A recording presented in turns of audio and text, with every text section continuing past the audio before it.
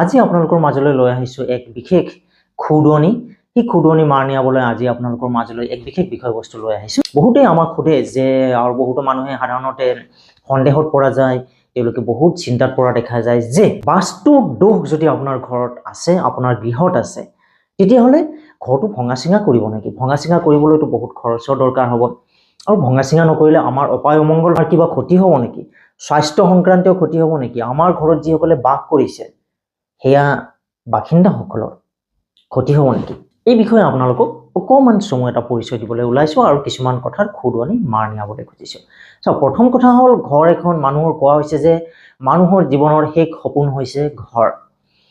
সমগ্ৰ জীৱনৰ কষ্টপাৰ্জিত ধনেৰে আমি মানুহে এখন ঘৰ বনায় আৰু সেইখন সপোনৰ ঘৰ বুলি কোৱা হৈছে। তাত বিভিন্ন ধৰণৰ মানুহৰ সপোন থাকে, মানুহে বিভিন্ন আশা আকাংক্ষা আৰু আৱেগেৰে সেই ঘৰখন সজাই পৰাই তোলে। গতিকে সেই ঘৰখনত যদি বাস কৰাৰ পিছত মানুহৰ যদি অপায় অমংগল হয়, তেতিয়াহ'লে স্বাভাৱিকতে আমাৰ বেয়া লগাটো স্বাভাৱিক। সেইকাৰণে আমি আগতেই কওঁ যে প্ৰিভেনশ্যন ইজ বেটাৰ দেন কিয়ৰ। আমাৰ ভাৰতীয় বৈদিক দৰ্শন আৰু সনাতনী সংস্কৃতিৰ সকলো জ্ঞানৰ ভাণ্ডাৰে প্ৰিভেনশ্যন অৰ্থাৎ প্ৰতিকাৰৰ ওপৰত বেছি গুৰুত্ব দিয়ে। কাৰণ সেয়া কোনোবা এটা কথা বা কোনোবা এটা বেয়া কথা হোৱাৰ আগতেই যদি আমি তাক ৰখাই দিব পাৰোঁ, তেতিয়াহ'লে তাৰ কুপ্ৰভাৱৰ পৰা আমি নিশ্চিতভাৱে বাচি থাকিব পাৰিম। এতিয়া আমি ঘৰ সজাৰ দিশত তেতিয়াহ'লে কি নিয়ম পালন কৰিম? ঘৰ এটা নিৰ্মাণ কৰাৰ আগতে যিকোনো বাস্তুশাস্ত্ৰীক ভাল বাস্তু জনা বুজা মানুহক দেখুৱাই পেলাই তাৰ নক্সা যিটো আছে, নক্সাটো ভালদৰে পৰীক্ষা কৰাব, মাটিটো পৰীক্ষা কৰাব, বা আজিকালি ফ্লেট দেখা গৈছে, ফ্লেটৰ যি গঠন আছে, যি নক্সা আছে, তাক ভালদৰে কোনোবা ভাল বাস্তু জনা মানুহৰ দ্বাৰা, বাস্তু শাস্ত্ৰীৰ দ্বাৰা তাক পৰীক্ষা কৰাব। তাত যদিহে কিবা সৰু সুৰা দোষ থাকে, সেইবিলাক আমি বনোৱাৰ সময়তে যিটো ইণ্টাৰনেল এৰেঞ্জমেণ্ট আছে, আমাৰ আভ্যন্তৰীণ যিখিনি সাজসজ্জা আছে, এইবিলাকৰ দ্বাৰা বহুলাংশে মাৰ নিয়াবলৈ সক্ষম হ'ব পাৰোঁ। এয়া হ'ল প্ৰথম কথা, ঘৰ বনোৱাৰ আগৰ কথা। এতিয়া 2 নম্বৰ কথাটো আহিলে, যদি আপোনাৰ ঘৰ ইতিমধ্যে হৈ গৈছে, আপুনি সেই ঘৰত বাস কৰিবলৈ ধৰিছে, কিন্তু আপুনি সফলতা প্ৰাপ্ত কৰা নাই, আপুনি আপোনাৰ ইপ্সিত লক্ষ্যত আপুনি উপনীত হ'ব পৰা নাই, আপোনাৰ সফলতাত বাৰে বাৰে বাধা আহি আছে, আপোনাৰ কৰ্মত বাধা আহি আছে, আপোনাৰ ব্যৱসায়ত বাধা আহি আছে, আপোনাৰ গৃহত বাস কৰা ল'ৰা ছোৱালীবিলাকৰ, ছাত্ৰ ছাত্ৰীবিলাকৰ, বিদ্যাৰ্থীবিলাকৰ শিক্ষাত বাধা আহি আছিল, তেওঁলোকে ইপ্সিত লক্ষ্যত উপনীত হ'ব পৰা নাই, আপোনালোকৰ ধনৰ উপাৰ্জনত বাধা আহি আছে, যদি ধন উপাৰ্জন হৈছে খৰচৰ মাত্ৰা বৃদ্ধি হৈ আছে, আপোনালোকৰ শৰীৰৰ ক্ষেত্ৰত, স্বাস্থ্যৰ ক্ষেত্ৰত আপোনালোকৰ কুপ্ৰভাৱ আহি আছে, বেমাৰ আজাৰে বাৰে বাৰে আপোনালোকক কোঙা কৰি পেলাইছে, তেতিয়াহ'লে আপুনি নিশ্চিত থাকক যে আপোনাৰ গৃহত নিশ্চয়কৈ বাস্তু দোষ আছে। কিন্তু এই বাস্তু দোষৰ পৰিত্ৰাণৰ উপায় কি? গোটেই ঘৰটো ভাঙি চিঙি পেলাব নেকি? কেতিয়াও নালাগে। মই ব্যক্তিগতভাৱে কৈছোঁ, বহুত নিশ্চয়কৈ দোষ আছে, আৰু কিন্তু সেই দোষৰ ভিতৰত আটাইতকৈ সৰ্বোচ্চ যিটো দোষ বুলি কৈছোঁ, যিটো দোষে আমাৰ জীৱনত, আমাৰ গৃহত বাস কৰা সকলোবিলাক সদস্যৰে আটাইতকৈ বেছি ক্ষতি কৰে, সেই দোষটো হ'ল ঈশান কোণত। ঈশান কোণটো এতিয়া আপোনালোকে কোনটো সেয়া আপুনি বুজি পাব লাগিলে, ঈশান হ'ল পূৰ্ব দিশ আৰু উত্তৰ দিশৰ যিটো মাজৰ যিটো কোণ হ'ব, পূব দিশ আৰু উত্তৰ দিশৰ মাজৰ যিটো কোণ হ'ব, অৰ্থাৎ উত্তৰ পূব দিশ বুলি যদি আমি কওঁ, নৰ্থ ইষ্ট কৰ্ণাৰ যিটো হয়, সেই উত্তৰ পূব কোণ যিটো আছে, উত্তৰ পূব কোণটোক আমি ঈশান কোণ বুলি কোৱা হয়। ঈশ মানে হ'ল ঈশ্বৰ, ভগৱান। গতিকে স্বাভাৱিকতে ঈশান কোণ মানে কি হ'ব? যি ঈশান কোণত ভগৱানৰ বাস হ'ব লাগে।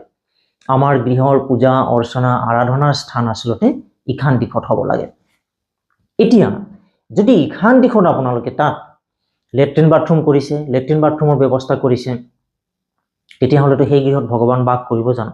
আৰু গৃহত যদি ভগৱান বাস নকৰে, ঘৰত যদি ভগৱানৰ যদি আশীৰ্বাদ নাথাকে, তেতিয়াহ'লে সেই গৃহত অপায় অমংগলৰ তেতিয়া অন্ত নাথাকিব।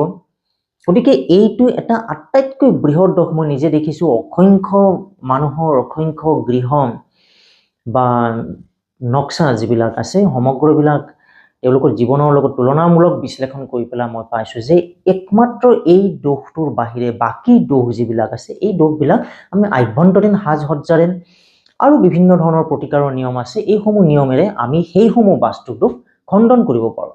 কিন্তু মই ব্যক্তিগতভাৱে বিশ্বাস কৰোঁ, বেলেগে হয়তো বেলেগ ক'ব পাৰে, এইটো বেলেগ কথা, কিন্তু মই ব্যক্তিগতভাৱে বিশ্বাস কৰোঁ যে ঈশান কোণত লেট্ৰিন বাথৰুম থকা এই দোষটোৰ বাহিৰে বাকীসমূহ দোষ আমি সাধাৰণভাৱে যি নিৰাময় আছে, নিৰাময় পদ্ধতি কাৰোবাৰ কাৰণে হয়তো কম হ'ব, কাৰোবাৰ কাৰণে কিছুমান বেছি হ'ব। আপোনাৰ দোষ অনুসৰি সৰু সুৰা দোষ আছে, যদি মাইনৰ দোষ আছে তাক সৰু সুৰা ধৰণৰ ৰিমেডি দিলে ভাল হৈ যাব। আমাৰ যেনেকৈ সৰু বেমাৰ হ'লে অকণমান পানী লগা জ্বৰ হৈছে, এটা পেৰাচিটামল খাই দিলোঁ, ভাল পাই যাব।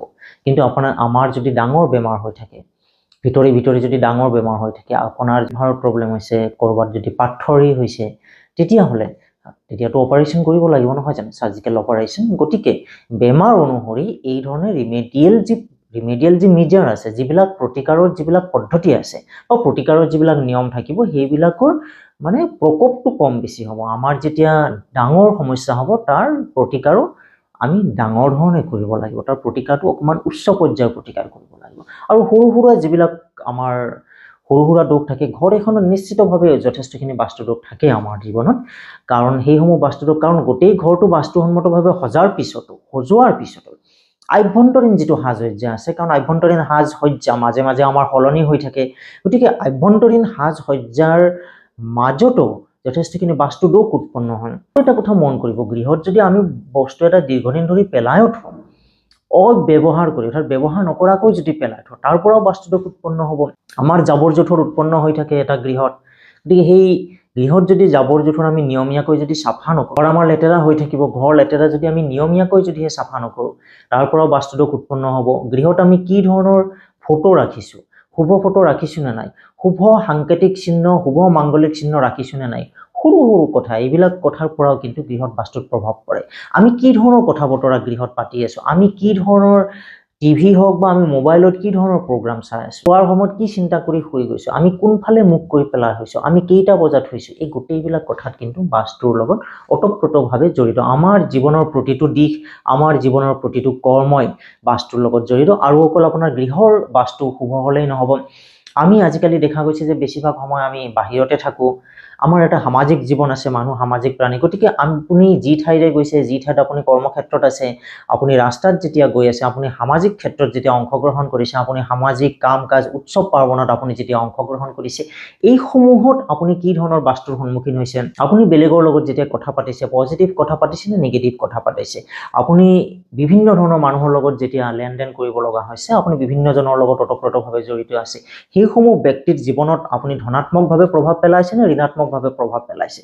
গতিকে তাৰ প্ৰতিটো একশ্যনৰে এটা opposite and equal anti reaction, অৰ্থাৎ প্ৰতিটো আমাৰ ক্ৰিয়াৰে, প্ৰতিটো কৰ্মৰে সমান আৰু বিপৰীতমুখী এটা প্ৰতিক্ৰিয়া থাকিব। আমি যদি ভাল কৰিছোঁ, এই শতগুণে ভাল হৈ পেলাই আহিব। এইদৰে আমি যদি কাৰোবাৰ বেয়া কৰিছোঁ, তেতিয়াহ'লে এই শতগুণে বেয়া হৈ পেলাই 100 গুণে বেয়া হৈ পেলাই আমাৰ জীৱনলৈ অহাৰ যোগ থাকে। গতিকে এই গোটেইবিলাক কথা বাস্তুৰ লগত জড়িত হৈ আছে। আমাৰ ব্যক্তিগত জীৱনৰ বাস্তু, আমাৰ ঘৰৰ বাস্তু আৰু আমাৰ সামাজিক বাস্তু, গোটেইবিলাক কথা এটাৰ লগত এটা ওতঃপ্ৰোতভাৱে জড়িত হৈ আছে।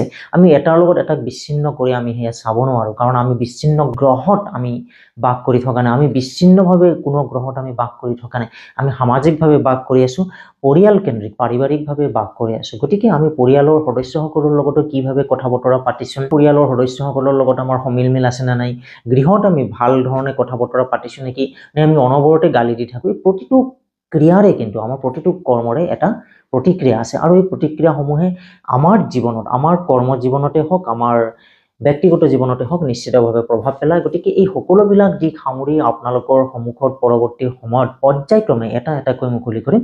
আজি মাথো আপোনালোকৰ যি এটা খুদনি থাকে যে বাস্তুশাস্ত্ৰ মানে বহুতে এটা প্ৰাৰম্ভিক পৰ্যায়ত ভাবি লয় যে বাস্তু মানে ভাঙিব দিব, গোটেই ঘৰৰ গাঁথনিয়ে মানে সলনি কৰিবলৈ দিব, বহু টকা এটা খৰচৰ দৰকাৰ। এই যাতে ভ্ৰান্ত ধাৰণাটো আপোনালোকৰ মাজৰ পৰা দূৰ কৰিব পাৰোঁ, আপোনালোকে গৃহত আভ্যন্তৰীণ সাজ সজ্জা অকণ সলনি কৰি পেলাই আপোনালোকৰ গৃহত নিশ্চিতভাৱে সুখ, শান্তি আৰু সমৃদ্ধিৰ বৰষুণ বোৱাই দিব পাৰে। কিন্তু তাৰ কাৰণে লাগিব আপোনাৰ মনত সদিচ্ছা, আপোনাৰ মনত সাহস আৰু ভগৱান পৰম পিতা পৰম ব্ৰহ্মৰ প্ৰতি আপোনাৰ পূৰ্ণ সমৰ্পণ, পূৰ্ণ বিশ্বাস। তেতিয়াহ'লে বাস্তুশাস্ত্ৰই আপোনাক নিশ্চয়কৈ শুভ ফল দিব। যিকোনো প্ৰকাৰে ভগৱানে আপোনাক ৰাস্তা দেখুৱাই দিব যে বাস্তুশাস্ত্ৰৰ জৰিয়তে বা অন্যান্য আমাৰ যিবিলাক বৈদিক দৰ্শনৰ জ্ঞান আছে, এই জ্ঞানসমূহৰ জৰিয়তে আমি আমাৰ কিদৰে জীৱনটো সুখী কৰিব পাৰোঁ, সমৃদ্ধিময় কৰি তুলিব পাৰোঁ আৰু সম্পদশালী কৰি তুলিব পাৰোঁ। আপোনালোক আটাইৰে জীৱনটো সুখী হওক, মংগলময় হওক, তাৰে কামনাৰে আজিলৈ সামৰিছোঁ। ধন্যবাদ।